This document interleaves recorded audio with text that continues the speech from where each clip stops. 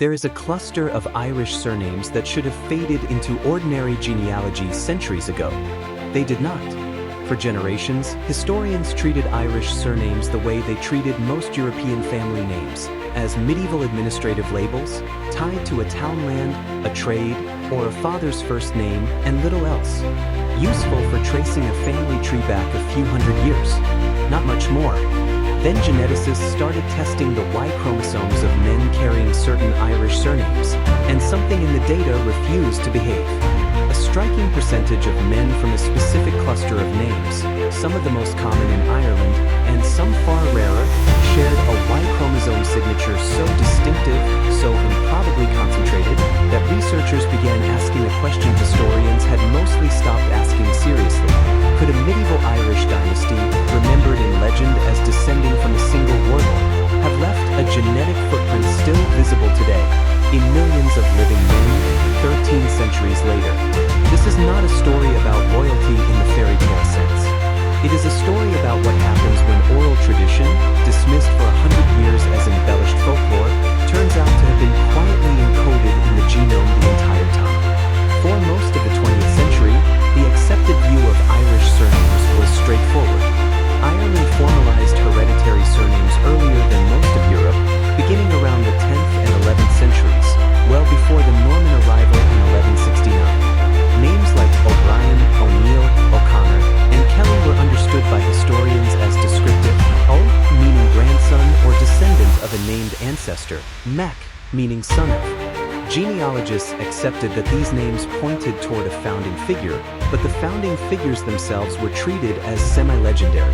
Kings mentioned in medieval Irish annals, wrapped in centuries of scribal exaggeration, useful for national mythology but not for serious ancestry science. The story was stable. It was also, historians assumed, essentially unprovable. There was no way, it seemed, to test a 1,000-year-old genealogical claim against anything except more manuscripts. The first crack came from an unlikely place: population geneticists studying Y chromosome diversity across the British Isles for entirely different reasons, mapping general patterns of ancient migration into Ireland and Britain after the last ice age. Buried inside those broader population datasets was an anomaly. One particular Y chromosome lineage, a sublineage within the broader R1b haplogroup that dominates Atlantic European ancestry, appeared at a frequency in parts of Ireland, and especially in Ulster and the Northwest, that was strikingly higher than population models predicted. Something was concentrating that lineage in a way ordinary demographic drift should not produce. That was the anomaly that could not be explained by geography alone. This is where genetics entered the story as more than background noise. Researchers turned to the Y chromosome specifically because of what it preserves. Passed from father to son with only small, slow mutations accumulating over centuries, it functions as a kind of paternal line archive, a way to trace a single unbroken line of descent back through time, largely undisturbed by the mixing that affects the rest of the genome each generation. A landmark study published in the early 2000s, led by researchers examining Y chromosome patterns across Ireland in relation to historical surnames, tested men bearing surnames traditionally associated with a medieval dynasty known in Irish annals as the Ui Neil, the descendants of a semi-legendary 5th century warlord remembered as Neil of the Nine Hostages. The surnames connected to this lineage in tradition include O'Neill, O'Donnell, O'Doherty, Gallagher, Boyle, Cannon, Bradley, O'Gallagher, McKee, Devlin, Flynn, Egan, and Quinn, among others carried by descendant septs across Ulster and Connacht. Researchers were careful here, and it matters to be careful too. A shared surname does not automatically mean shared ancestry. Names get adopted, absorbed, and reassigned constantly across history. So the test was not the name alone. It was whether men who independently carried these historically linked surnames also shared a specific, rare Y chromosome signature at a rate far higher than chance would predict. They did. That was not a contradiction of the old story. It was a signal, a specific genetic marker, now sometimes referred to informally in genetic genealogy circles as a marker associated with this Ulster lineage, appeared in roughly 1 in 5 men tested from the associated surname group in parts of northwest Ireland, an extraordinary concentration for a single paternal line, and one that researchers estimated, based on the accumulated mutation pattern, originated from a common ancestor living approximately 1,700 years ago. A window that sits uncomfortably and intriguingly close to the era the annals assign to Neil himself. Scientists remain cautious about what this proves. It does not confirm that Neil of the 9 hostages existed exactly as described in medieval texts, embroidered as those texts likely are with political myth-making from later centuries. What it does suggest is that a real, historically dominant male lineage, powerful enough and reproductively successful enough to leave this scale of genetic footprint, was active in early medieval Ulster at roughly the right time. The legend may be simplified. The biology behind it may not be invented. If genetic detective work like this fascinates you, it might be worth subscribing, because there is an enormous amount of hidden history still sitting quietly inside ordinary family names. But the deeper researchers looked, the more the story widened rather than settled. Because the same broad genetic surveys that revealed the UI Neil signal also revealed something else. Irish Y chromosome diversity as a whole is far more layered than the old story of a single Gaelic population ever allowed. Beneath the dominant R1b lineage sit older strata, traces of the first Mesolithic hunter-gatherers who reached Ireland after the ice retreated, later Neolithic farmers who arrived from the eastern Mediterranean by way of continental Europe, and a substantial wave of Bronze Age migration originating from the Pontic steppe. The same broad population movement now linked to the spread of Indo-European languages across much of Europe.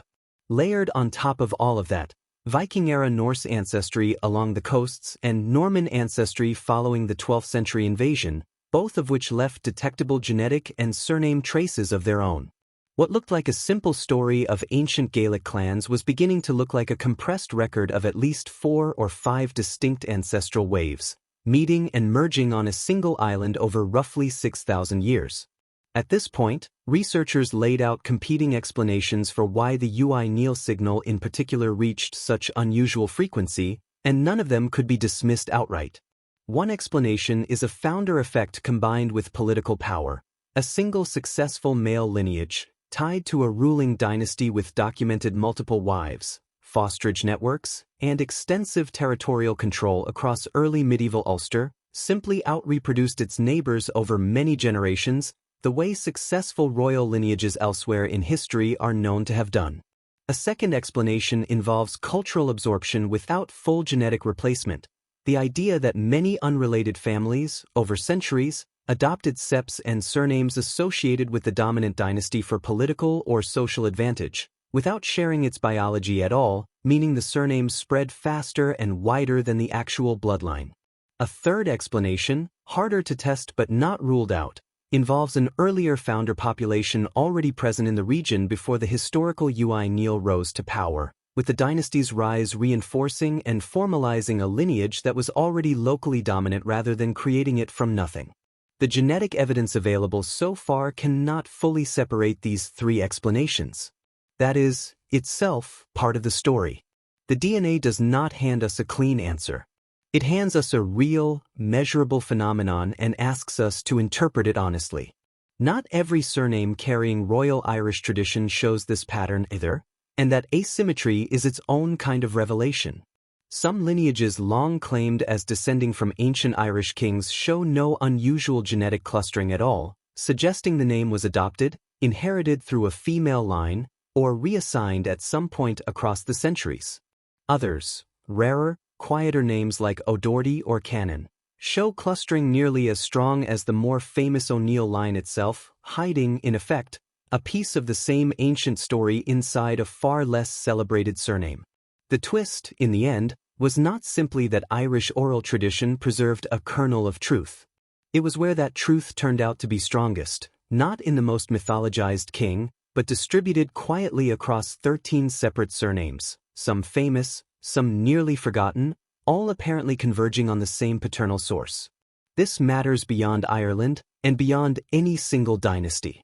What the Irish surname studies reveal is a pattern found again and again wherever geneticists have looked closely at any population. History is not a single thread. It is a braid of founder events, migrations, conquests, and quiet demographic accidents, most of which left no written record at all. Written history remembers kings. The genome remembers everyone, including the ordinary men whose reproductive success, multiplied across 50 generations, can outlast empires, invasions, and even the memory of their own names. Picture the landscape where this lineage first took hold. The hills of Donegal and Tyrone in early medieval Ulster, rain moving in low from the Atlantic, oak forests thinning into pasture, raths and ring forts scattered across ridgelines that gave a ruling family both shelter and sightlines over their territory.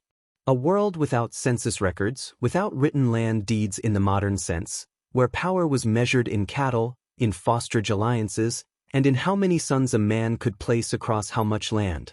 It is a landscape built for exactly the kind of demographic dominance the DNA now shows happen there, and it is a landscape most of the men carrying that signal today have never walked and may never know they carry a piece of.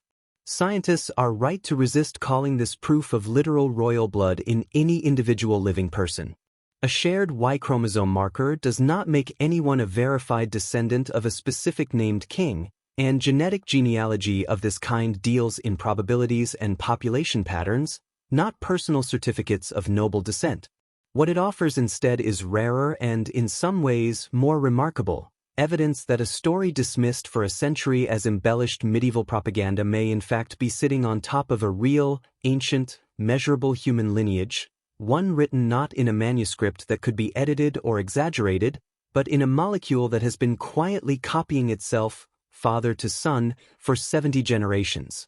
If a mystery like this makes you want to look differently at your own family name, that curiosity is worth following, and if you want more stories where the evidence rewrites the map, there is more of this kind of history still waiting to be found.